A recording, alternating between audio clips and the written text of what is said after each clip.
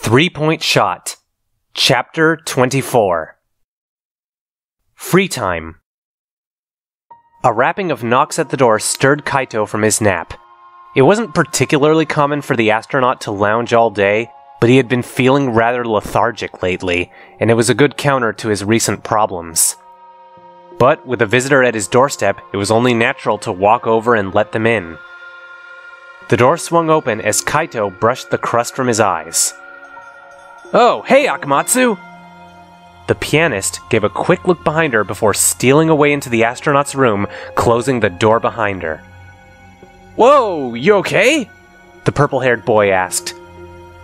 "Saihara-kun left a note under my door, progress report," Kaede explained in a hushed tone. Kaito nodded. It had been decided Shuichi would take a brief leave of absence from nightly training so as not to arouse suspicion from the art club. As such, small notes were now their primary form of correspondence with him. Kaito's suggestion that Shuichi leaving Kaede notes wouldn't bat any eyebrows was immediately approved by Maki, much to the embarrassment of the other two parties. Turns out, Angie-san and her group have been using the confessional on a fairly regular basis. Saihara-kun even had to use it to gain their trust, Kaede recounted. "So they fucking lied?" Kaito exclaimed. "Shit! Don't they know how dangerous that is?" "Yeah, I know, it sucks," Kaede acknowledged.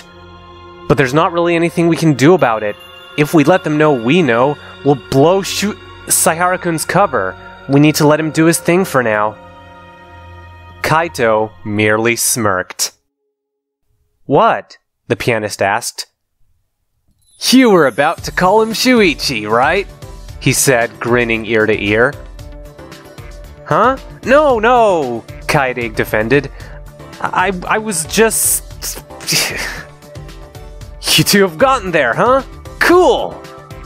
"No, that's wrong," the pianist protested. "We're just friends." Kaito quirked an eyebrow. "But is that all you are? Really?" The blonde scrounged for words before ultimately collapsing, defeated. "Okay, I like him. Happy?" "Akamatsu, it's fine," Kaito reassured. "I'm psyched. He's totally head over heels for you, and you like him back. This is a good thing. Best thing that's happened since we got here, really." "But..." The blonde girl cast her gaze downward. "I can't do that to him. I can't." "Can't do what?" "I lied to his face," Kaede exclaimed. I used him to set up a murder. I already kinda thought he might like me, and I just used that!" "He doesn't care about that," Kaito countered. "Well, I do," Kaede shot back. "I can't even look at him without being reminded of how much I treated him like shit. And the craziest thing, in spite of all that, I still like him. I still want to be with him. What kind of selfish prick am I?" Kaito took a moment to absorb all this information, and took a deep breath. He sat on his mattress, and patted it to his side twice, indicating he would like his guest to sit with him. The pianist hesitated a bit, though ultimately complied. "Look, we're all a little selfish," Kaito began. "I mean, I forced my way into the astronaut program. I broke a lot of laws, probably could have cost some people their jobs, and nearly put my family in jail just for knowing me because of my stupid dream. And you know why none of it mattered?" "Why?" "Because I wanted it bad enough," the astronaut explained. "I was willing to risk all of that if it meant I could see space up close and personal. And I ended up getting what I wanted because I fought for it. Anything that any of us fight for, we fight because we want it. Every ounce of determination and grit we use, on some level, we use for our own gain." "And isn't that bad?" Kaede questioned. "I don't think so. I think it just makes us people. No one's perfect. We all do shitty stuff, and we want things we probably shouldn't. It's knowing where the line is that makes us good or bad people. And frankly, Shuichi's so gaga over you that the worst thing you could do to him is keep leading him on, Kaito revealed. Really? The blushing blonde replied. Yes, but if you tell him I told you that, I'll deny it, Kaito warned. The point is, either let him know that it's not happening, or get over yourselves and start dating. Either way, it'll make it a lot easier on both of you. Kaede smiled and wrapped up Kaito in a hug. Thanks, Momoto-kun. I needed that. Yeah, he responded, lifting her arm from its place around his chest. Now, I'm gonna take a shower. You're welcome to stay, but... No, I can take a hint. We'll talk later. But one more thing, Kaede said, making her way to the door. What?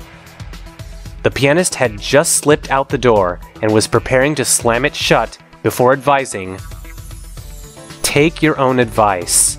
Talk to Harukawa-san. And the door closed with a thud.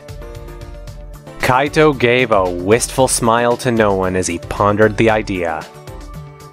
Damn, I'm getting soft, aren't I?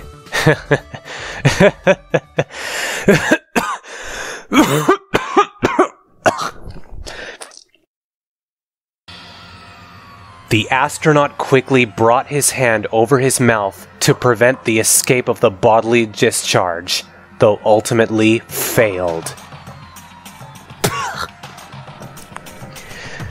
He pulled his hand back and saw it was now stained with blood. Fuck!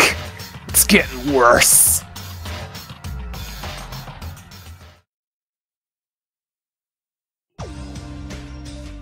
Things were business as usual for Miyu. No one had made a point of bugging her lately, so she was free to work on her own pet projects. And all the better for it in her mind. Bakamatsu was so keen on bossing everyone around, making Miyu run all over the goddamn place and never find anything, and Shaihara's little chore about the card reader had gotten them absolutely nowhere. Frankly, it was kind of surprising on some level that neither of them had forced her into another fool's errand by now. Maybe they were finally banging. About time, really. However, Miyu, golden-brained girl she was 2 steps ahead of them to begin with, having decided to give the gigantic computer a good once-over. That was what everyone wanted her to do, she just knew it. Except now, it was her choice. A subtle distinction, mind you, but an important one nonetheless. The machine was a complicated piece of work, but an impressive one all the same.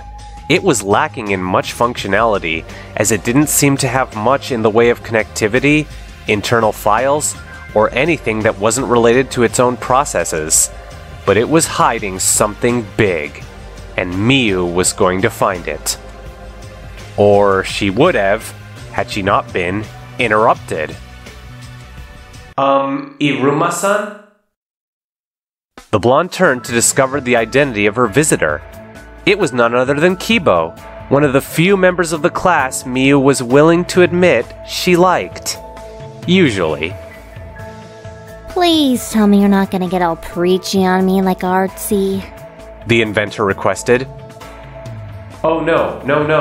I am not going to force my personal beliefs on you. That would be intrusive and altogether rude, Kibo reassured. Wow, most people never figure that out, Miyu remarked.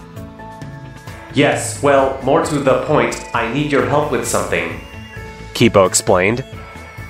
Miyu got a knowing smirk. Is that so? Need something from little ol' me? Yeah, I bet you do. What with you being a robot and all. Kibo nodded. Yes. I fear I haven't been able to keep up regular maintenance. Can't have that. Miyu chuckled. Wouldn't want my favorite robo-boy being dysfunctional. Agreed. Even the word is uncomfortable for me. Kibo admitted. Hey, no problem. You and me will meet up one-on-one sometime and we can work out any of your... Miyu's voice became quite breathy as she finished with... performance issues. The mechanical boy smiled and gave a polite bow. I thank you in advance, Iruma-san. And don't you worry, bud. I'll be gentle. Miyu concluded. Good to hear. Kibo walked out, once again missing the second layer of the conversation that had just transpired. Miyu, on the other hand, was left on her own to ponder a question that had plagued her for some time. A question that has left many great thinkers of our time scratching their heads as they tried to puzzle together a proper answer. Is it more or less fun that he didn't get the joke?